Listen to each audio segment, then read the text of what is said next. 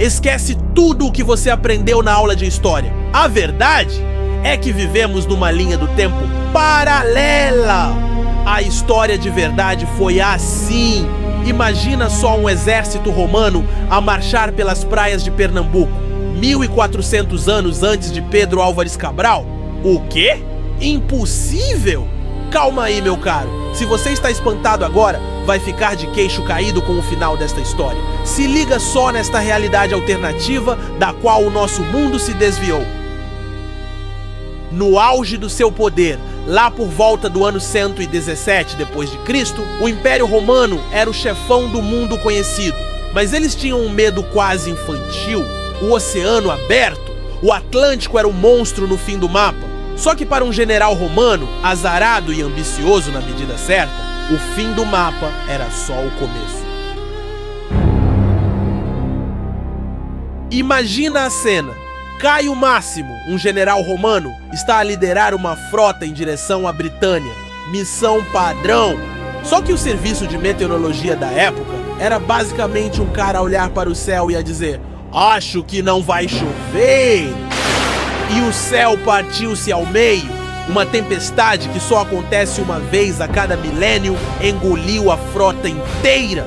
Por semanas, os navios que não afundaram foram jogados para o oeste, perdidos num pesadelo de ondas e desespero. Só viam mar para qualquer lado. Os recursos estavam a esgotar-se e a loucura e o delírio começavam a consumir suas mentes. Já dançavam ao som da canção da morte. Foi então que uma névoa densa surgiu instantaneamente. No horizonte, avistaram uma criatura colossal e sombria, emergindo lentamente das águas, que parecia puxar os navios com uma força brutal. Quanto mais próximos, maior o monstro se revelava. Quando já aceitavam o fim inevitável, a criatura se desfez em terra firme. O azul do mar se tornara uma infinita extensão verde. Mas não era a Europa. Era quente demais, densa demais, viva demais. O que sobrou da tripulação desembarcou numa praia de areia branca, cercada por uma muralha de vegetação impenetrável, sob um sol que castigava o metal das suas armaduras. A primeira ordem de Caio Máximo foi clara: sobreviver e entender onde diabos eles estavam. Batedores, os soldados mais furtivos, foram enviados para explorar a floresta. Poucos voltaram. Os que voltaram falavam de uma terra que parecia viva e que os caçava nas sombras. Enquanto isso, das árvores, outros olhos observavam. Os Tupinambá viam aqueles homens pálidos cobertos por cascas brilhantes como as de um besouro e se perguntavam se eram alguma tribo estranha enviada pelos deuses. O primeiro contato não foi de flechas ou espadas, mas de silêncio.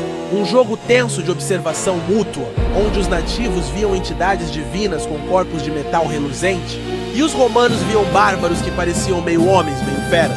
Os romanos, com medo, entrincheiraram-se na praia perto dos seus navios naufragados. Mas a praia não tinha comida, a água salgada não matava a sede, e a floresta guardava os seus segredos a 7 chaves.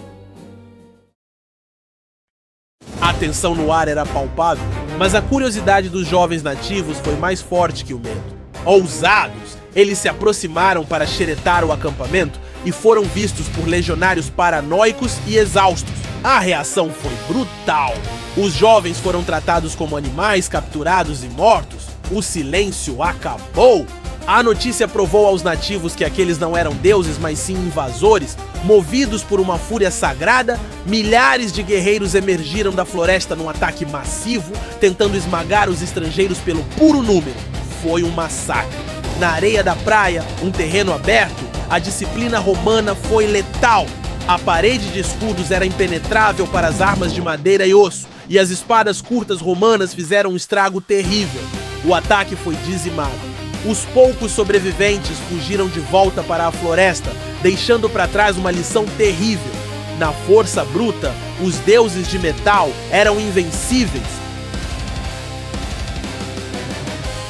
Com o ego renovado pela vitória devastadora, os romanos julgaram que os homens feras não eram uma ameaça real e tomaram a sua próxima decisão.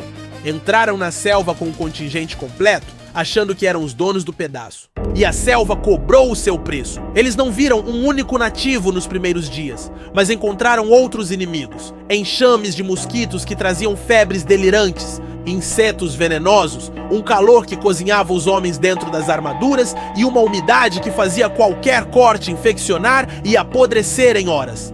A legião, imbatível em batalha, estava a ser desmoralizada e destruída por um inimigo que não podia ver. Foi então que os nativos voltaram. Mesmo com os romanos enfraquecidos, no combate corpo a corpo, eles ainda eram invencíveis. Mas agora, longe da praia, o jogo era outro. Dentro da selva, os nativos eram como fantasmas. Usando a floresta como arma, eles começaram a caçar os legionários um por um, com armadilhas, emboscadas furtivas e flechas silenciosas. Caio Máximo, vendo a sua legião a sangrar até a morte, percebeu que estava a sucumbir. Desesperado, ele partiu para o tudo ou nada. Juntou o que sobrou dos seus homens e, num ataque focado e brutal, invadiu uma pequena aldeia nativa, sem medo, sem piedade. Apenas a velha frieza romana em combate. Mas a sua busca não era por vingança. Caio sabia que mesmo em território inimigo, a clareira da aldeia favorecia suas legiões. E se os nativos escolheram aquele local para viver, era porque ele tinha valor. Sobre as cinzas da aldeia, os romanos fizeram a única coisa que faziam tão bem quanto guerrear: construir. A construção da primeira fortaleza foi um inferno. Mesmo usando as suas espadas como machados e a sua disciplina para organizar o trabalho, eles estavam a perder as esperanças. Os ataques noturnos dos nativos eram precisos, pareciam animais famintos a espreitar nas sombras, e o contingente romano era reduzido a cada noite. Mas as coisas não iam bem para os nativos também. Os pajés pareciam ter perdido os seus poderes. Os guerreiros que atacavam os romanos traziam maldições tão poderosas para as aldeias que a crença mudou. Os invasores não eram deuses, eles eram demônios, mestres de um tipo de magia negra proibida. Na verdade, varíola, sarampo e principalmente a malária, vindos da Europa, espalhavam-se como uma praga invisível entre os nativos que não tinham nenhum tipo de resistência. Aterrorizados por aquela magia mortal, os nativos fizeram a única coisa que podiam: mantiveram distância. E essa paz pela peste deu aos romanos o tempo de que precisavam. Eles puderam explorar, caçar, criar plantações e estudar os novos recursos. Encontraram minérios, dominaram a metalurgia e, quando finalmente ergueram muralhas de pedra, game over. Ninguém mais era capaz de tirar aqueles homens de lá. Ao longo de décadas, tornaram-se o poder indiscutível daquela terra. Fizeram alianças, usaram tribos umas contra as outras e, com as mulheres nativas, por bem ou por mal, deram origem a uma nova geração, uma nova raça de romano-tupis. Agora avance 1300 anos. A história no Velho Mundo aconteceu como a conhecemos, mas aqui o Império Romano nunca caiu. Ele renasceu. Com a disciplina romana, os recursos infinitos de um continente, diferente dos portugueses, eles investiram tudo no seu novo reino. Esta nação tornou-se um império colossal. Suas estradas de pedra se expandiam em todas as direções, levando-os a novos povos, novos aliados ou novos subjugados.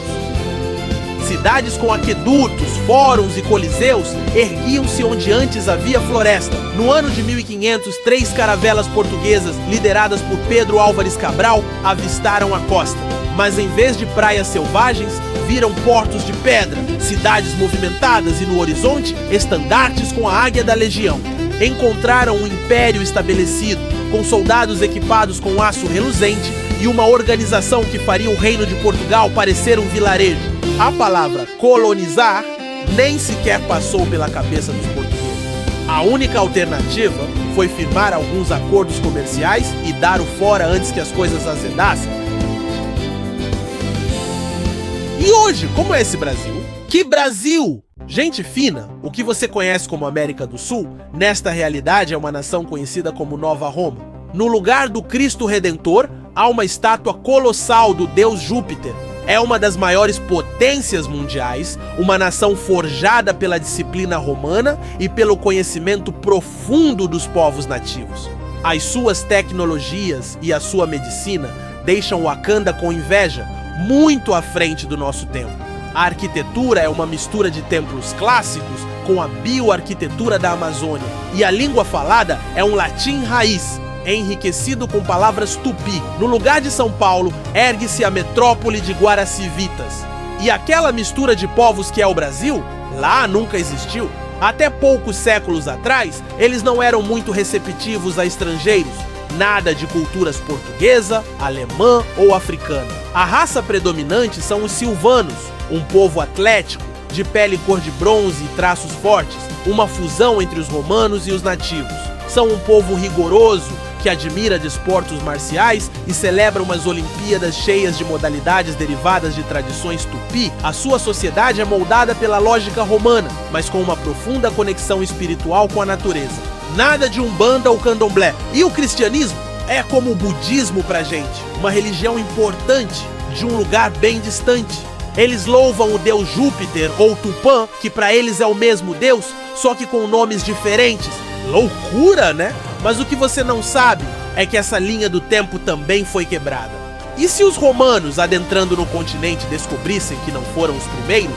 E se outra grande civilização antiga, como os chineses, também tivesse sido vítima do seu próprio acidente e estivesse a construir um império do outro lado dos Andes? Curtiu essa viagem no multiverso? Então já se inscreve no canal, porque a gente adora quebrar a realidade por aqui. E me conta aí nos comentários, onde você estaria se Nova Roma fosse a nossa linha do tempo? Eu com certeza estaria a comer uma bela massa carbonara com pecorino romano. E se liga nesse vídeo aqui na esquerda. E se o Brasil nunca tivesse se tornado independente? Clica aí pra ver que loucura. Abraços e valeu!